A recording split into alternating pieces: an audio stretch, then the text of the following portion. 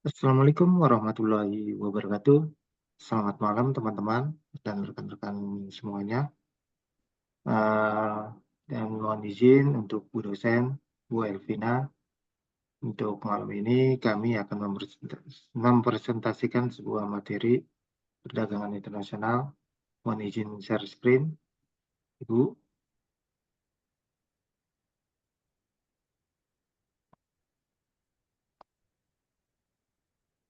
Oke, sudah tampil ya. Baik, untuk malam ini saya akan dan rekan saya berdua akan menyampaikan sebuah materi itu perdagangan internasional dengan sebuah teori modern perdagangan internasional. Kita langsung saja untuk materinya.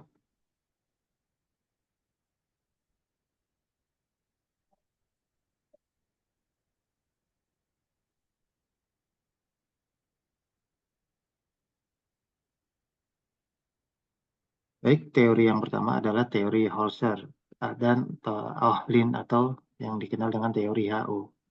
Holzer dan Ohlin adalah sebuah tokoh dengan nama lengkap Eliezer dan Bertil Ohlin, di mana Bapak Ohlin ini merupakan mahasiswa dari Bapak Heiser.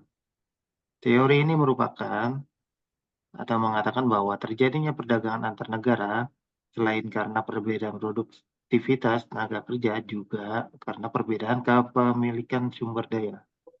Nah, teori HO ini menekankan pada perbedaan kepemilikan sumber daya sebagai penentu suatu perdagangan, menunjukkan bahwa keunggulan komprehensif dipengaruhi oleh kelebihan dan intensitas faktor produksi di suatu negara.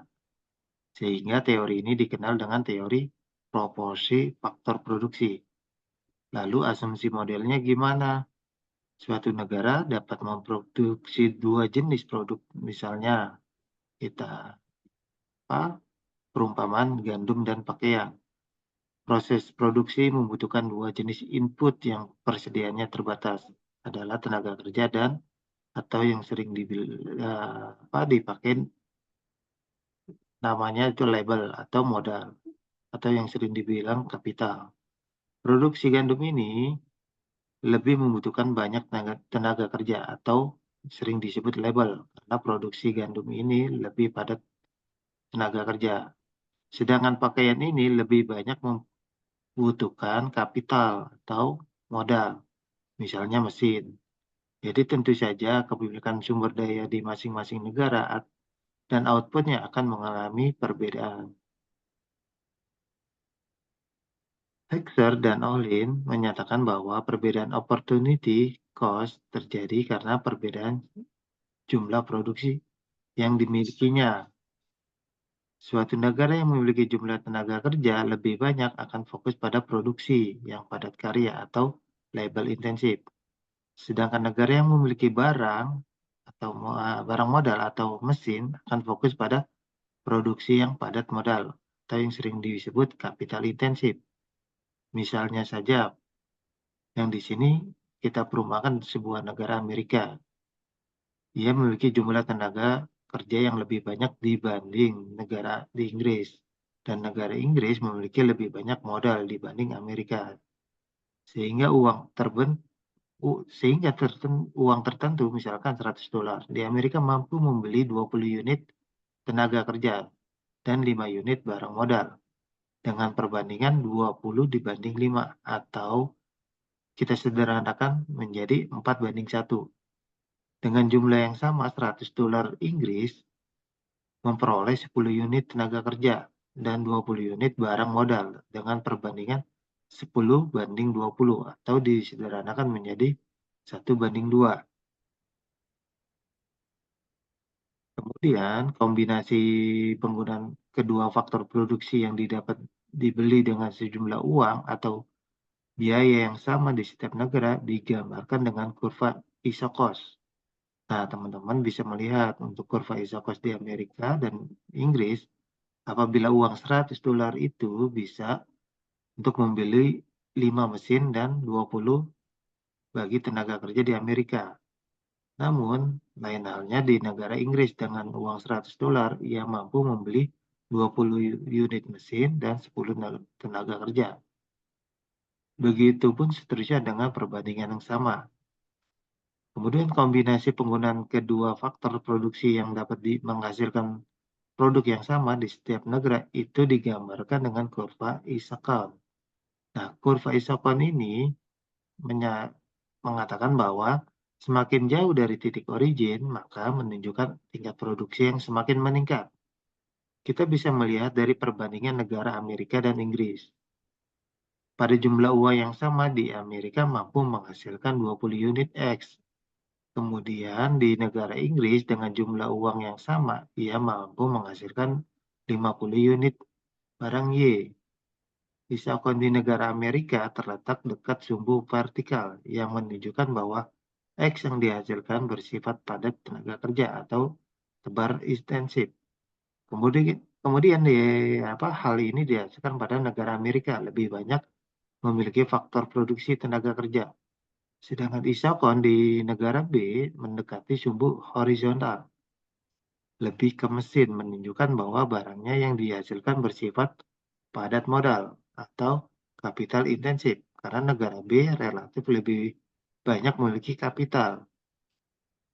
Kesimpulannya adalah Amerika sebaiknya fokus pada memproduksi produk X, sedangkan di Inggris sebaiknya lebih fokus untuk memproduksi barang Y. Kemudian kita bisa lihat apabila isokos dan isokon di negara Amerika dan negara Inggris digabungkan bersama-sama, yang pertama adalah kurva isokon di negara Amerika di garis K1 dan L1, maka diperoleh ketika ia fokus memproduksi barang X atau yang padat tenaga kerja, tapi istilahnya adalah gandum, maka kurva isokos yang dibentuk seperti apa? Nah, ternyata dibentuknya LQ1 apabila ia memfokuskan dalam memproduksi barang gandum. Kemudian apabila ia memproduksi pakaian, kurva isokon yang dibentuk seperti apa? Jadi apabila ia memproduksi pakaian akan terbentuklah kurva isokon berupa LQ2. Lalu untuk kasus di Inggris bagaimana? Nah, ini adalah kurva isokon di negara Inggris, yaitu K2 dan L1. Apabila Inggris fokus dalam memproduksi barang Y, tapi misalnya adalah pakaian, akan terbentuknya kurva isokon LQ3, jadi pakaian yang diproduksi di Amerika dan di negara Inggris itu lebih banyak ternyata di Inggris. Karena memang pada dasarnya di negara Inggris itu adalah negara padat modal. Sedangkan apabila di Inggris memproduksi barang yang padat tenaga kerja seperti gandum, akan terbentuk kurva Isakon LQ4, yaitu kurang dari EQ1, sehingga dapat dikatakan bahwa untuk negara Amerika sendiri sebaiknya fokus untuk memproduksi gandum, yang dimana adalah padat tenaga kerja.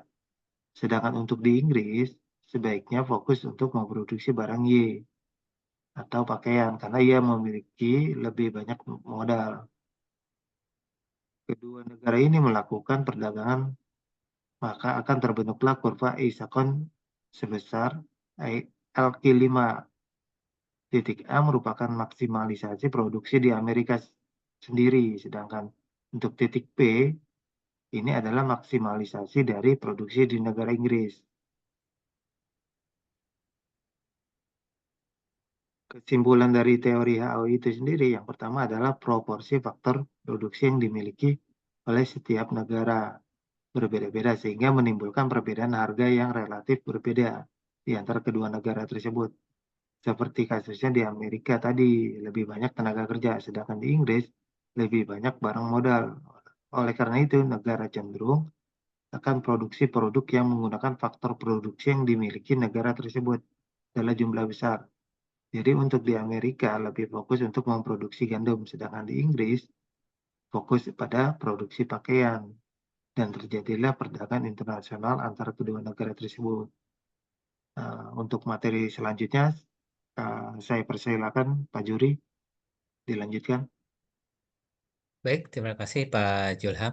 Baik, teman-teman semua, saya akan lanjutkan ya di slide ke-6, yaitu teori kesamaan harga produksi. Ya, perdagangan antar negara di sini cenderung mengakibatkan harga faktor faktor produksi sama di berbagai negara. Asumsinya di sini sama dengan asumsi teori HO tadi yang dijelasin sama teman saya ya Pak Julham. Jika negara A memperbanyak produksi X, ya, yaitu gandum yang notabene adalah labor intensif, akan menambah permintaan tenaga kerja. Otomatis apabila permintaan tenaga kerja meningkat, akan menaikkan harga upah ya teman-teman. Sebaliknya, penurunan produksi Y atau pakaian menurunkan penggunaan barang modal, sehingga dapat menurunkan harga barang modal. Nah, jika negara B memperbanyak produksi Y yang notabene adalah kapital intensif, maka akan menambah permintaan barang modal sehingga dapat menaikkan harga modal. Namun sebaliknya ya teman-teman, penurunan produksi X menurunkan penggunaan tenaga kerja sehingga dapat menurunkan upah tenaga kerja. Ya, oke, selanjutnya ke slide berikutnya. Nah, teman-teman bisa lihat ya, supaya lebih jelasnya di sini kita lihat ya, ada beberapa tabel ya, sebelum berdagang, upah tenaga kerja dan harga kapital di negara A. Ada R1 ya, ada W1 ya di negara A. Dan sedangkan di negara B ada W1 sama R1 ya. Jadi beda ya. Kalau di sini W1 R1, R-nya di atas, kalau di sini R1-nya di bawah ya. Setelah kedua negara melakukan perdagangan internasional, produksi X yang notabene adalah labor intensif, produk produk bertambah dan barang di negara Y yang notabene kapital intensif, produk berkurang. Nah, sebelum berdagang, upah lebih tinggi di negara B. Nah, tetapi kapital lebih tinggi di negara A. Setelah berdagang, tendensi upah dan kapital akan sama di kedua negara, baik di A dan di B.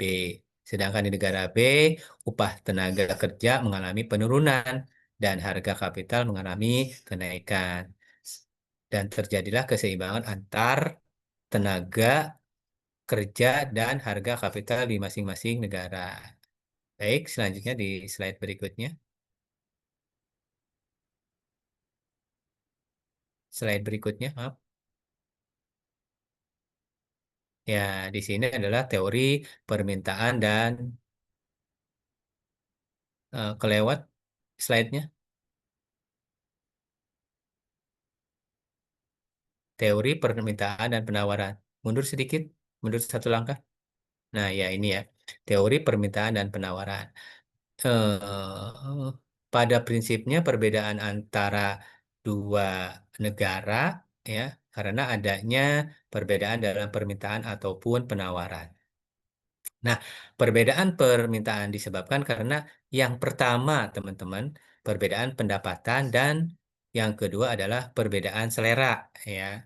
Terus kemudian perbedaan penawaran sendiri diakibatkan karena jumlah dan kualitas faktor produksi. Dan yang berikutnya, yang kedua adalah tingkat teknologi. Pastinya di setiap negara tingkat teknologi itu berbeda-beda ya, teman-teman. Ya.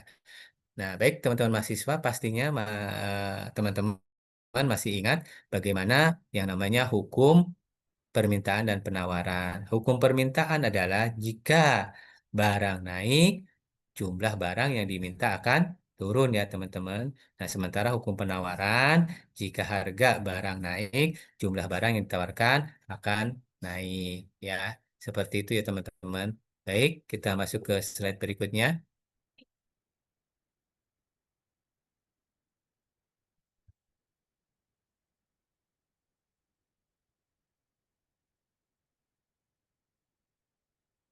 Slide berikutnya.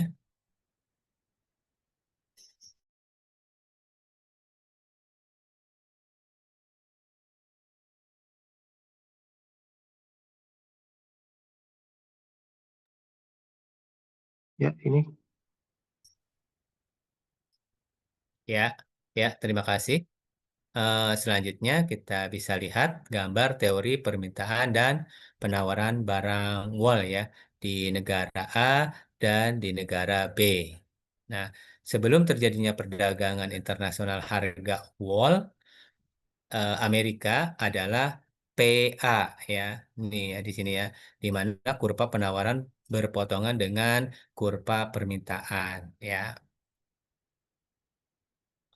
Harga wall di Inggris adalah PE. Nah, di Inggris adalah PE. Jadi, dapat disimpulkan bahwa di Inggris itu lebih besar daripada di Amerika. Ya, kalau di Amerika di sini, kalau di Inggris adalah di sini. Ya, nah dengan berdagang keadaan constant cost akan terjadi spesialisasi wall hanya dihasilkan di negara Amerika saja dan di Inggris mengimpor jumlah wall sebesar EGA. Kenapa? Karena di Amerika lebih murah. Apabila dengan increasing cost, maka otomatis produksi di Amerika akan naik untuk memenuhi permintaan di Inggris. Nah, kemudian kenaikan produksi akan mengakibatkan kenaikan ongkos. Nah, sehingga nantinya harga wall di Amerika otomatis akan mengalami kenaikan. Kemudian Inggris akan melakukan sebagian impor wall dari Amerika sehingga untuk harga di Inggris nantinya akan turun ya teman-teman dan nantinya akan diperoleh ya harga barang wall baru yaitu sebesar P ya. Nah, itu aja dari saya. Saya kembalikan ke Pak Julham sebagai penutupnya. baik, terima kasih. Mungkin apa untuk malam ini sebuah materi yang kami sampaikan berguna untuk teman-teman. Lebih kurangnya uh, masukan dan permintaan maaf dari kami berdua. Dan sekali lagi, lebih kurangnya terima kasih. Selamat malam. Assalamualaikum warahmatullahi wabarakatuh.